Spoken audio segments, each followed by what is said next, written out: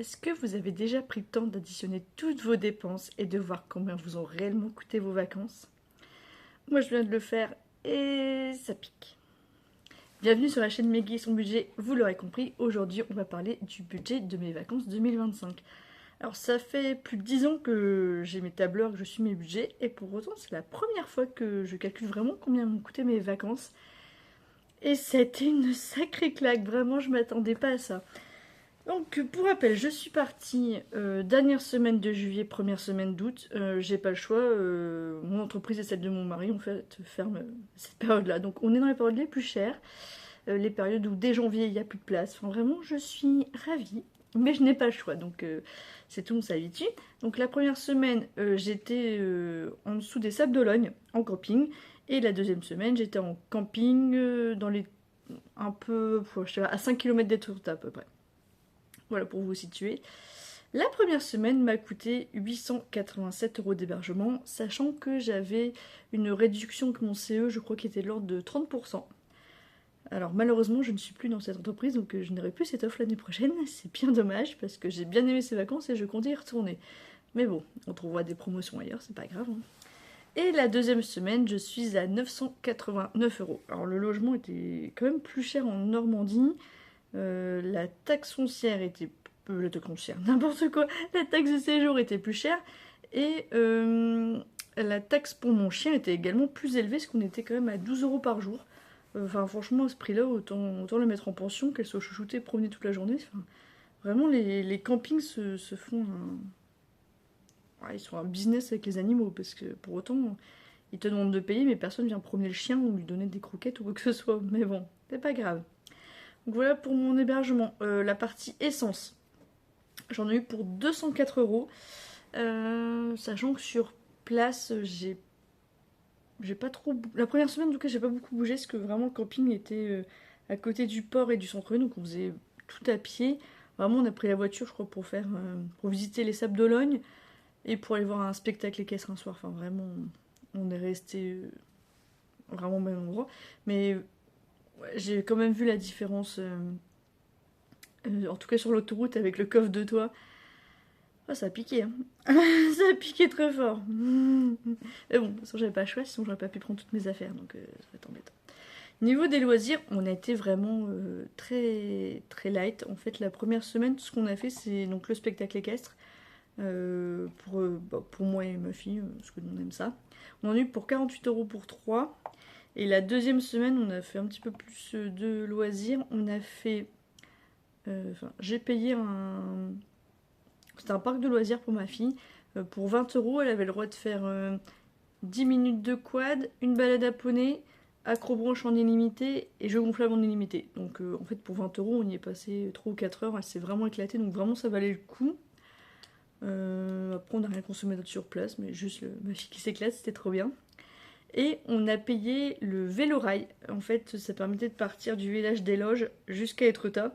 Donc à l'aller, en fait, vous pédalez. Et au retour, on prend un vieux train. Donc voilà, ça a été la petite activité. Donc en loisir, vraiment, j'en ai que pour 113 €. Enfin, vraiment, je vous dis, on n'a vraiment pas fait grand-chose. Parce qu'après, ça a été la plage, la piscine, une visite de ville. Mais enfin, on n'a pas fait d'activité payante autre que, voilà, ces quelques activités. Pour l'alimentaire, bien sûr, on a été au marché, hein, ça c'est mon petit plaisir des vacances. J'en ai eu pour 85 € au marché.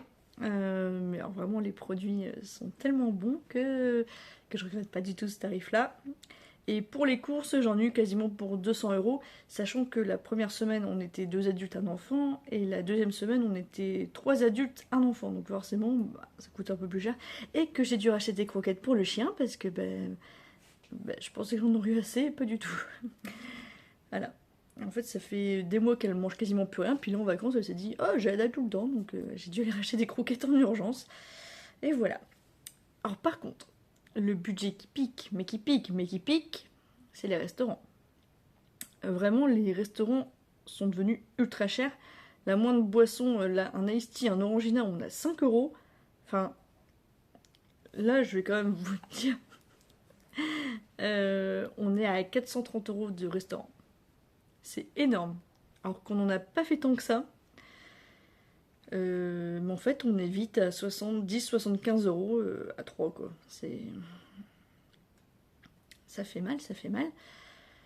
Après, quand on va ici une ville, c'est compliqué aussi de pas aller au restaurant. Enfin, j'ai pas envie de manger des sandwichs tous les jours. Mais je pense que l'année prochaine, on prendra du papier aluminium et plus de Tupperware avec nous pour pouvoir nous faire des salades et donc pouvoir baisser un peu le prix parce que là, vraiment, quand j'ai fait le bilan, ça m'a assommé. Enfin, 430 euros de restaurant.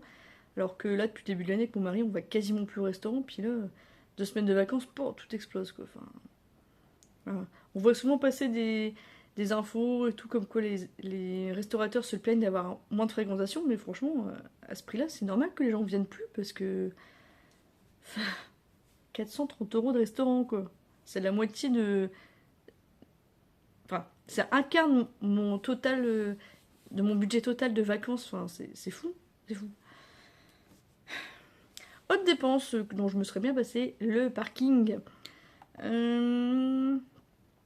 J'ai eu un. Alors, au Sable d'Ologne, on a pu se garer gratuitement. En fait, ils font des parkings relais en dehors de la ville. Et après, vous prenez un bus gratuit qui vous amène dans la ville en même pas 10 minutes. En tout cas, c'était vraiment super.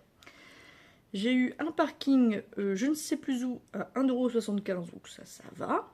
Par contre, j'ai eu un parking à Étretat à 7,50 € parce qu'à Étretat, c'est un forfait minimum de 5 heures de stationnement. Donc déjà, pour trouver une place, bon courage. Et en plus, j'en ai quand même pour 7,50 € quoi. Enfin, alors que la ville vaut vraiment pas le coup d'être visitée.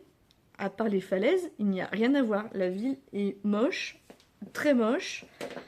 Et à part des restaurants où sur la façade, vous avez les photos des plats en gros comme ça, avec un photomontage, on voit les falaises au fond, c'est ignoble. Voilà, il n'y a rien d'autre à voir que les falaises. Vraiment, pour moi, ça valait pas le coup du tout. Les taxes de séjour. Première semaine, on était à 8,90 €. Deuxième semaine, on était à 18,90 €. Voilà, sachant que j'étais dans un village, je crois à peu près de 150 habitants. Enfin, franchement, quasiment 20 balles de taxes. Bon, ils se font plaisir, quoi. Le péage. Alors, je vous avoue qu'au début, avec mon mari, on s'était dit, oh, on va passer par les nationales pour éviter le péage. Sauf que, à l'aller, on avait quand même à peu près 6h30, 7 heures de route. Et on s'est dit, ouais, si on commence à passer par les nationales, on monte à 10h40. Voilà. Bon, j'ai quand même un enfant de 4 ans, j'ai un chien, j'avais pas envie de passer autant de temps sur la route. Donc on a quand même pris les autoroutes. Et on en a eu pour 132 € de péage pour les 2 semaines de vacances. Bon, pareil, c'est un budget dont je me passerais bien, franchement. Vraiment. Donc, si on additionne tout ça, mes 2 semaines de vacances, donc tout inclus, je suis à 3060 €. Et franchement, ça a été une vraie claque quand j'ai fait le budget, parce que je m'attendais vraiment pas à ça. Parce que cette année, je suis quand même partie en camping 4 étoiles des deux côtés, avec des mobil-hommes. Bon, alors, pas le haut de gamme en mobil-homme, mais j'ai pas pris non plus les plus vieux. Enfin, j'ai pris vraiment du moyen de gamme. Je m'en sors quand même à peu près à 900 € la semaine. Je pense qu'en juillet-août, c'est bien.